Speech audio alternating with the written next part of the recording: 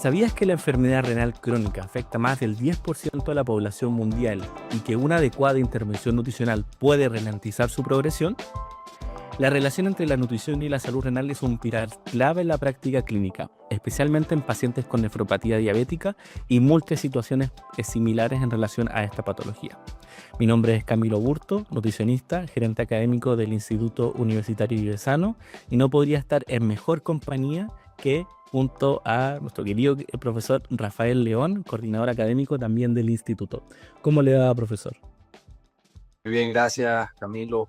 Gusto saludarte, un gusto también acompañarte nuevamente en este espacio muy querido por nuestra comunidad del Instituto Universitario Vive Sano. Y bueno, muy expectante, me gustaría saber hasta dónde vamos a tomar el vuelo el día de hoy y qué colega nos acompaña por allí. Hoy día lo voy a invitar a un vuelo privado donde nos vamos a dirigir específicamente a Santiago de Chile para poder dar la bienvenida a la profesora Caterina Tiscornia, nutricionista, experta en nutrición y enfermedad renal, con mucha trayectoria, no solamente en la práctica clínica relacionada con este tema, sino que también una gran trayectoria en docencia universitaria en diferentes casas de estudio, y estamos muy orgullosos de poder tenerla en el staff de docentes del Instituto Universitario Diocesano, ya por mucho tiempo siendo docente de diferentes programas, pero siempre poniendo en alto la importancia de la nutrición en la enfermedad renal. Profesora Caterina, ¿cómo le va? Bienvenida. Hola Camilo, hola Rafa, muchas gracias por la presentación y la invitación aquí a conversar un ratito. Bien, ya estoy de vacaciones, así que los días son más bonitos, dicen. Eso es verdad. Profesora, para empezar queremos profundizar un poco en la nefropatía diabética, que es una de las principales causas de enfermedad renal crónica a nivel global. Una de las temáticas que usted abordó en esta y diferentes certificaciones. Y en ese mismo contexto, el control metabólico, el equilibrio de la ingesta proteica y la regulación del sodio y potasio juegan un rol esencial en la progresión de esta enfermedad renal crónica. ¿Cuál es el rol en este sentido que tiene el nutricionista para poder abordar enfermedades relacionadas con situaciones renales? Oye, qué interesante pregunta y un tema muy complejo hoy día, sobre todo considerando que la prevalencia de la diabetes mellitus a nivel mundial siempre va en aumento. Y en el caso de Chile no estamos alejados de eso, al contrario. Los números cada vez son mayores y eso repercute directamente en más pacientes que tengan estas complicaciones que se llaman secundarias a la diabetes mellitus, que es la nefropatía diabética y a larga data la enfermedad renal crónica. Es un desafío súper importante para los nutricionistas hoy en día abordar desde su área la diabetes mellitus, porque a veces se da a entender como que es algo muy simple de hacer y que un paciente logre adherencia, que un paciente realmente tome conciencia de su enfermedad y de los riesgos que esta trae, es muy complejo. Muchas veces se torna el área de los saberes de la nutrición, y digo saberes porque con sus distintas especialidades, como algo desconocido y donde se cree que solamente el nutricionista tendría un rol en que el paciente baje de peso, y está muy alejado de eso la realidad.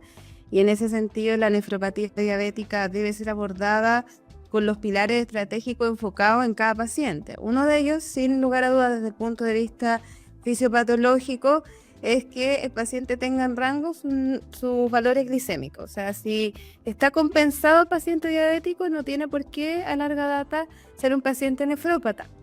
Pero como la nefropatía no duele, los pacientes son poco adherentes al tratamiento en la práctica clínica y ya llegan a ti cuando ya están con una enfermedad renal crónica o una nefropatía ya in situ con una proteinuria evidente, derivado desde alguien, y no porque el paciente tomó conciencia previamente de cómo nutrirse realmente. Entonces los pilares dentro de lo que es la dietoterapia o la alimentación tributan a que el paciente tenga sus glicemias controladas, porque se ha visto que la hiperglicemia favorece el aumento de de la fibrosis y el aumento de la presión intraglomerular, y eso tributa al descenso de la tasa de filtración glomerular. Entonces, si como nutricionista mantienes en rango al paciente diabético, tú haces que no llegue a la nefropatía y con eso ahorrarse tanta complicación. Y también, obviamente, desde otras aristas, la actividad física. Hoy día se habla mucho del mindfulness, el bienestar en general, hasta inclusive no está descrito en el área renal, pero algo bien interesante es cómo hoy en día se habla también de envejecer mejor, con aristas como la meditación. El otro día me tocó estar en una sesión de bienestar para profesores en la Facultad de Medicina de donde yo trabajo, y nos hacían meditar. Y nos mostraban desde el área de la neurociencia y el área científica que instituciones de alto renombre a nivel internacional ya tienen su unidad de, no sé el nombre preciso, pero que involucra esto de estudiar cómo, por ejemplo, los telómeros no se acortan tan rápido, o el cerebro lentece su envejecimiento al meditar. Entonces nos dice, chuta, ¿a qué punto vamos a llegar a futuro? Capaz que por ahí también, desde esta arista un poco más holística, pero que hoy día está respaldada desde la neurociencia, desde el punto de vista científico, ¿cómo pudiese también abordarse acá? No lo sé, pero es a futuro eso quizá algo interesante de ver. Wow, increíble, y una súper buena reflexión también en cuanto a estos elementos que en el pregrado nosotros lo estudiamos y quizás lo veíamos muy lejano, incluso como poco serio, poco científico, y hoy día cada vez hay más evidencia sobre la incorporación de elementos que antes uno incluso hasta se reía. Por ejemplo, el crowdfunding o el caminar descalzo, uno le decía, oye, esto es como de hippie. Pero hoy en día se han realizado estudios científicos y hay un vínculo súper importante desde la ciencia, donde explica una mayor conexión, una mayor, como decías tú, disminución incluso hasta del cortisol, que se ha reflejado también. Entonces es increíble cómo también la evidencia científica avanza, no solamente en dar un enfoque biopsicosocial, o sea, un enfoque biomédico, sino que también un enfoque súper biopsicosocial. Es como envejecemos, bueno, porque igual también por un proceso fisiológico normal, nuestros pacientes también añosos tienen enfermedad renal crónica no asociada a veces a la nefropatía inicial, sino por parte del envejecimiento. Entonces ahí es cuando uno se cuestiona cómo podemos evitar un poquito esto. Es algo desconocido realmente. Ahora, desde el área más científica, dura, a nivel ministerial, por ejemplo, en Chile, me ha tocado ser parte de la mesa de prevención renal de este equipo, y los pilares apuntan al manejo de la diabetes, la hipertensión, la obesidad, la actividad física, los estilos de vida saludables, así que es un gran desafío. Totalmente. Y profesora, siguiendo un poco esta línea de desafíos, uno de los desafíos más importantes también es poder capacitar a las nuevas generaciones en relación a este tema. Y una de las principales dificultades quizás que evidenciamos en las mallas curriculares es que no se le da tanta atención al abordaje renal. De hecho, creo recordar una clase en dietoterapia del adulto enfocada a la enfermedad renal crónica, específicamente en diálisis, pero no abordamos completamente el tema de la prediálisis, no abordamos con mayor eficiencia el tema de la prevención, por ejemplo, o cómo también se iban relacionando distintas patologías o incluso algunos signos y síntomas. Y uno dirá, oh, wow, es una patología muy prevalente cada día más, lamentablemente. Sin embargo, uno termina aprendiendo estos elementos en posgraduaciones, especificaciones mucho más complejas. Desde la universidad, y profesora Caterina, usted está dentro de una de las más importantes también en Chile, ¿cómo podríamos quizás cambiar ese paradigma? ¿Qué desafíos actualmente pueden tener las escuelas de nutrición en poder incorporar este abordaje, no solamente dietoterapéutico, sino que también integral, a las mallas curriculares? Quizás como incluso puede ser como este currículum oculto, como se le habla en las universidades, cuando no se alcanza a tocar temas y hay que incorporarlos quizás de otra manera, quizás en algún workshop, alguna jornada. ¿Cuáles podrían ser esos desafíos, profesora? Sí, que también ese es otro desafío que tenemos en materia de lo que es la prevención. En esta misma mesa, por ejemplo, se hablaba de que una cosa es, por ejemplo, capacitar a nivel de atención primaria de salud a los colegas, porque efectivamente no vienen con la formación necesaria para abordar un paciente con una enfermedad renal crónica en etapa 1, diabético, que llega al CESFAM, porque las universidades no todas entregan esas herramientas. Y otra idea que se barajaba era también exigir desde el ámbito educativo en las instituciones académicas que esto también se considerara mucho más, así como se le da énfasis a la obesidad o a la misma diabetes mellitus, darse cuenta que también la enfermedad renal crónica ha ido en un aumento muy explosivo a nivel mundial. De hecho, recientemente en distintas aristas científicas se está viendo la posibilidad de que esto se alerte a nivel de la OMS, por ejemplo.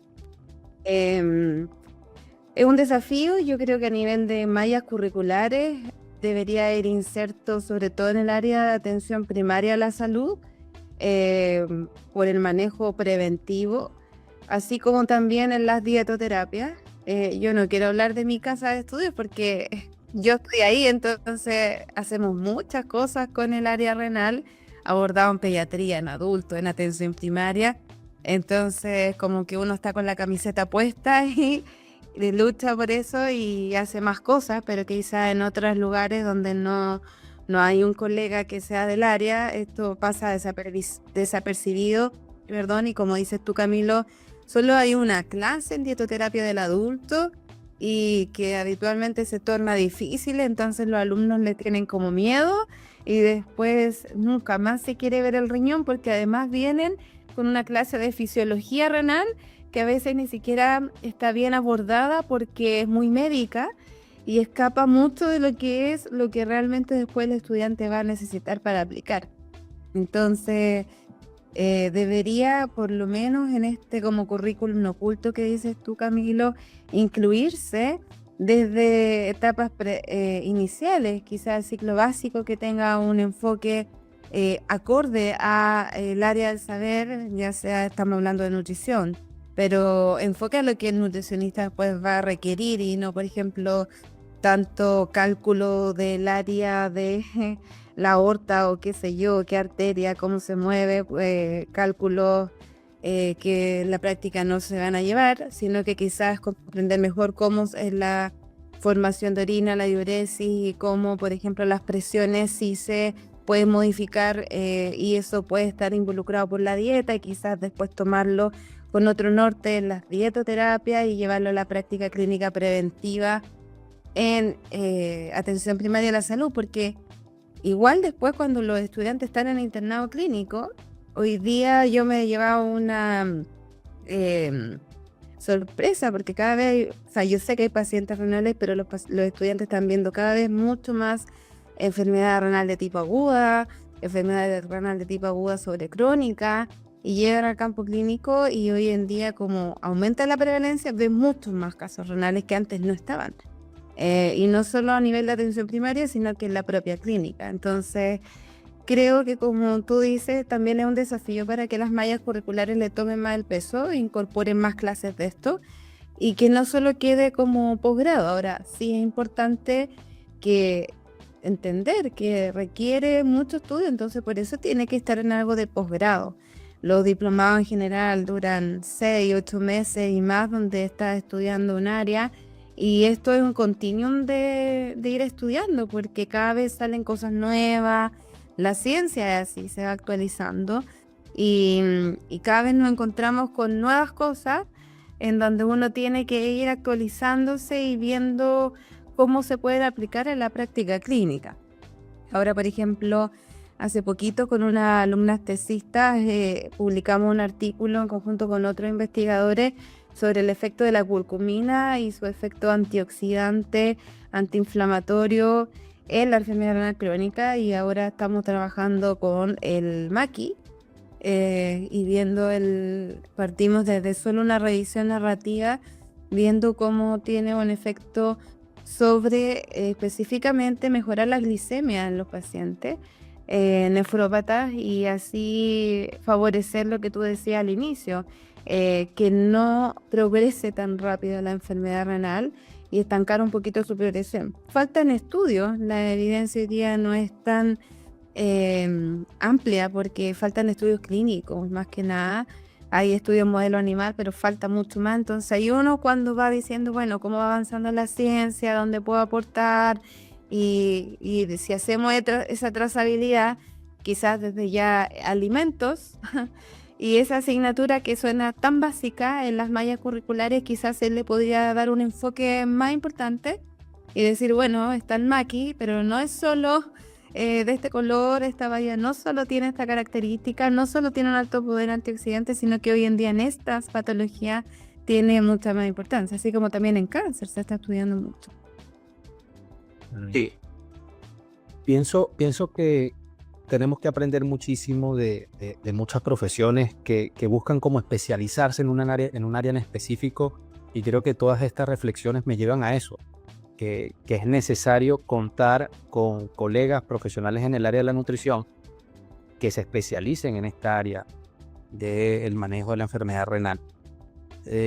Soy de la idea, Camilo y profesora Caterina, que hay que romper con este nutricionista que quiere abordar todas las patologías, y muchas veces se ve esto considerando que para estar, digamos, manejando la información más novedosa, más reciente, veo que surgen muchísimas actualizaciones sobre esta temática. Usted resalta las investigaciones que están realizando en la universidad, y para contar con el tiempo necesario y volvernos especialistas de esta área tenemos que dedicarle indiscutiblemente mucho tiempo a esto, ¿no es así? Porque imagínese abordar diversas patologías que podemos encontrar en el área de la nutrición clínica, creo que no vamos a contar con el tiempo necesario. Por eso mi reflexión es hacia eso, ¿no? Especializarnos en esta área en específico para ser los mejores y destacar en este abordaje. Y eso es importante lo que tú tocas. Siguen en Pablo desde Chile, aún las especialidades como tal a nivel legal no existen.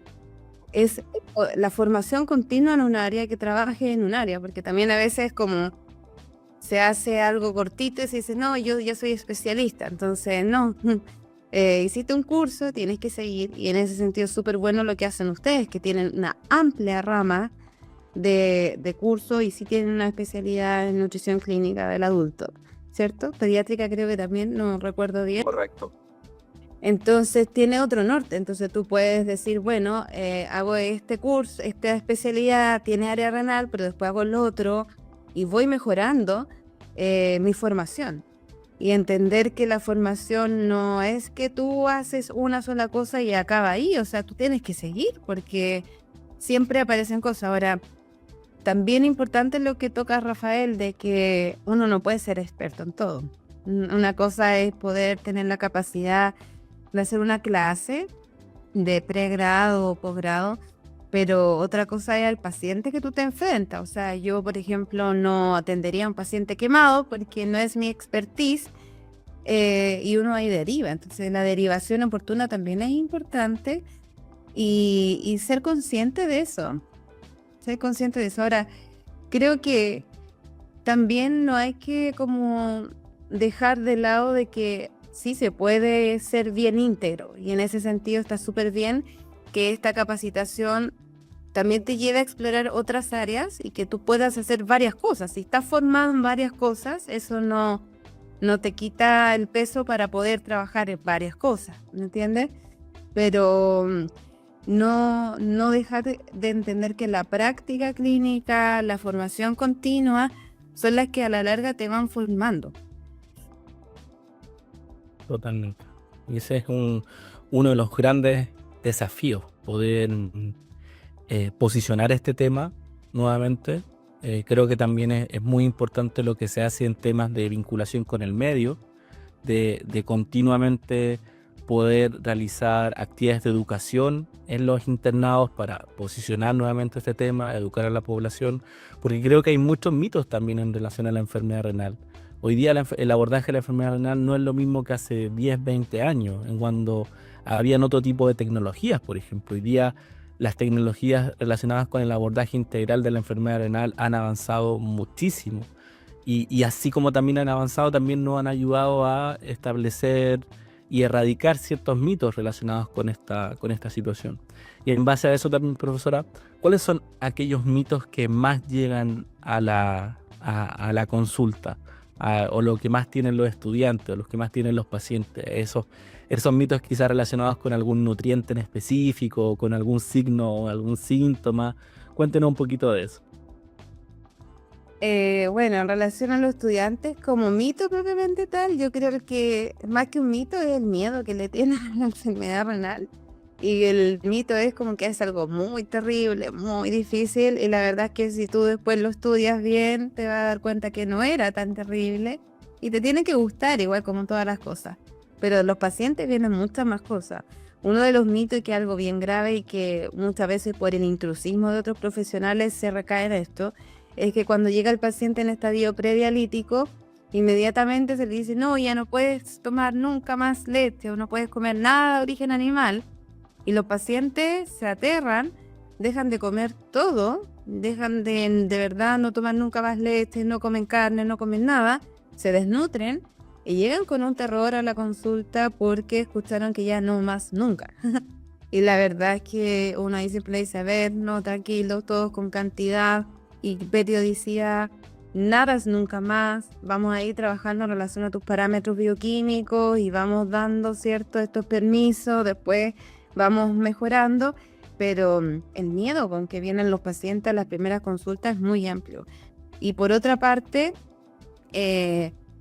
con los alimentos altos en potasio también nos pasa mucho que a todos los pacientes se les restringe todos los alimentos altos en potasio, siendo que a lo mejor la hipercalemia es solo por un alimento o por un fármaco, o en este minuto tu calemia está normal y no tendrías por qué quitar este tipo de alimento. Entonces, un poco ahí hay cosas, y por eso insisto en la formación continua, que se quedan las personas con lo que aprendieron en una vez y eso ya cambió. Y así como los gramos de proteínas, que cada vez se discuten a nivel de los congresos internacionales. En 2020 las guías clínicas Kadoki nos decían, hace diferenciación si es diabético o no diabético el paciente y dale tanta cantidad. Y ya ahora, el año pasado, las guías clínicas KDIGO dijeron, hey, es muy restrictivo eso, y se hablaba mucho de eso en el Congreso Europeo y en el Mundial. Entonces las KDIGO 2024 dicen, ¿sabes qué? Seamos un poquito más flexibles, pero hay distintos tipos de dietas que puedes seguir, en el sentido de que hoy en día está la dieta Plado, hay dietas más basadas en plantas, entonces que hacen que no tengas que ser tan restrictivo con la cantidad, sino que tener una buena selección de los nutrientes que estás dando. Y eso es uno de los mitos que a nivel de pacientes se tiene que ir desmitificando cuando tú los atiendes, porque vienen a veces con indicaciones erradas de mismo personal de la salud que los asustan en el fondo. Otro mito es el sodio. El sodio no puede ser cero. Entonces muchas veces también llegan pacientes donde le dijeron nada de sal y el paciente es de los que es muy mateo, sigue al pie de la letra la indicación y es nada de sal y cae hospitalario por una hiponatremia. Entonces hay que tener cuidado con las indicaciones de cuánto tú puedes, y por eso debe ser tan individualizado. También está el tema de las sales. ¿Qué sal consumir? ¿Me sirve esta sal rosa, esta del Himalaya, o esta que trae estos minerales? Y la verdad es que en la práctica no hay estudios que hablen de estas sales a nivel renal, y uno siempre tiene que indicar la sal tradicional. No por ningún motivo, obviamente, la sal que es restringida en sodio, porque esa es alta en potasio y puede generar un efecto deleterio. Pero decirle al paciente que no sea tan rebusquilla y seguir indicaciones de las revistas o cosas así, porque ahí pueden haber errores. Hay algunos estudios que han evaluado estas sales rosas que dicen que son como del corazón, del amor, y la verdad es que tienen metales y por eso tienen esos colores. Entonces no hay estudios como tan reportados a nivel de este tipo de patología, pero ya algo se está viendo. Entonces es recomendable siempre que ayudar al paciente a desmitificar los mitos que él mismo trae, porque todos traen cosas distintas en relación a lo que han escuchado. Y en los estudiantes educarlos en lo que debe y no debe hacer, y que a veces le tienen tanto miedo al área cuando están estudiando, y después en la práctica lo van a ver muchísimo, así como se ve hoy día la obesidad. Cada vez hay más pacientes con enfermedad renal crónica. Profesora, correlaciones con la microbiota intestinal y salud renal, ¿qué aspectos relevantes se ha logrado conseguir sobre este tema? Incluso el tema de la actividad física, que era un punto que usted tomaba en consideración, porque por lo general estas temáticas están muy correlacionadas con diferentes tipos de patologías, pero específicamente en lo que respecta a la salud renal, ¿qué se habla sobre este punto? El tema de la microbiota es un mundo, porque el paciente con enfermedad renal crónica tiene una disbiosis intestinal. Entonces eso quiere decir que a través de las uniones estrechas que no están funcionando tan bien, la uremia se facilita. Y en ese sentido se ha descrito el efecto de los probióticos y los prebióticos sobre esto mismo. Entonces es sustantivo que la dieta del paciente con enfermedad renal crónica los involucre, ya sea pre o probiótico. Ambos tienen efectos beneficiosos en la enfermedad renal crónica. Entonces ahí uno dice, bueno, si es una dieta basada en plantas, puede estar con mayor cantidad de probióticos, o en este caso, si tú los suplementas, o prebióticos si están a expensas de la dieta, FOS, ¿cierto? Inulina, etcétera. Entonces hay que ver cómo tú individualizas la dieta del paciente, pero sí incluirlos, porque sí se ha visto el efecto benéfico, y desde el punto de vista de lo que es la actividad física de manera preventiva, enfocada en la obesidad más que nada, en que un paciente tenga un efecto protector y que ayude a la baja de peso, a control también de mejores parámetros cardiovasculares en la diabetes mellitus. Y lo otro es cuando ya el paciente está en diálisis, la actividad física intradiálisis ha mostrado en estudios el efecto también sobre la disminución de la uremia. Eso estoy hablando solo del área renal, porque se han visto muchos efectos sobre la mejoría en la funcionalidad, mejorar la masa muscular, entendiendo que los pacientes en diálisis están en un sillón 3 veces a la semana, 4 horas, y habitualmente el día que están en sus casas, a veces están acostados todo el día, más si el paciente es una persona mayor, la fragilidad es mayor, la sarcopenia es mayor. Por lo tanto, la actividad física bien prescrita por la persona idónea, esto un kinesiólogo, ¿cierto? Prescrita como corresponde, y esto paralelo a un plan de alimentación hiperproteico, ha visto efectos positivos en los pacientes. Hay países que tienen guías clínicas de esto. Chile no, por ejemplo. Se están haciendo recién algunos estudios, hay unos antiguos, pero ahora actualmente se están haciendo otros para evaluar la efectividad de actividad física intradiálisis, pero sin duda que también es un desafío. Muchas veces se tiene miedo a esto porque se cree que el paciente se va a descompensar, que va a ser algo grave, y si se indica de la manera prescrita, si se prescribe de manera adecuada, se hace en las horas adecuadas, porque no puede ser al final de la diálisis, no puede ser en cualquier minuto, se han visto efectos benéficos. Además que mejora la calidad de vida de los pacientes, el bienestar que hablábamos al inicio.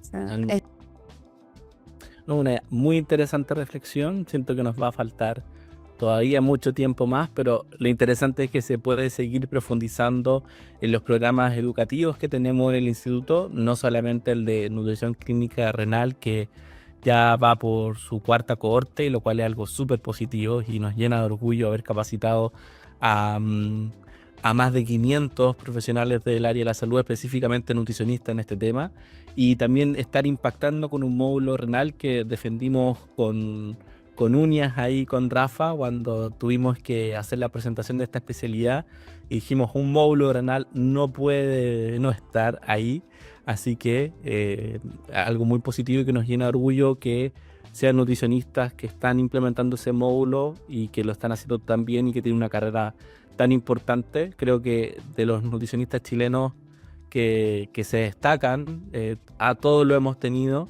en el programa.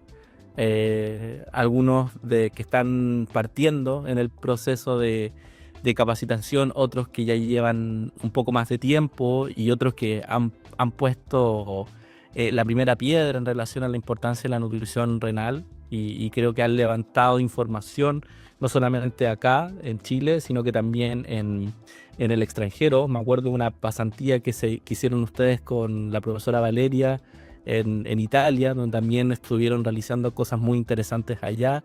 Así que nada, desde nuestra parte, profesora Caterina, todo lo que quiera para seguir exponiendo este tema tan importante que le apasiona tanto a ustedes como a nosotros en términos de nutrición renal. Sienta aquí su casa.